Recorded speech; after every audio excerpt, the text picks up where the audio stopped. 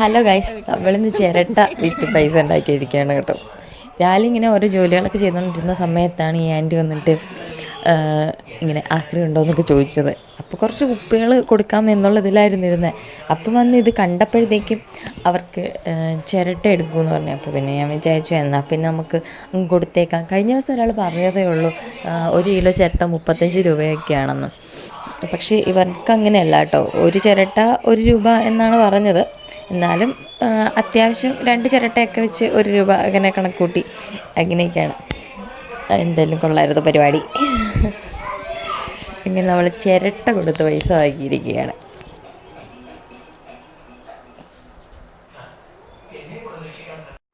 അപ്പോൾ ഇനി ചിരട്ടയൊന്നും കളയണ്ട കേട്ടോ. ഇതുപോലെ സൂക്ഷിച്ച് വെച്ച് കഴിഞ്ഞാൽ ഇങ്ങനെ ആളുകൾ വരുമ്പോൾ ഇവർക്ക് കൊടുക്കാം, അല്ലെങ്കിൽ പുറത്ത് കൊടുക്കാം. 1 കിലോ 35-37 ഉണ്ടെന്നാണ് അറിവ്.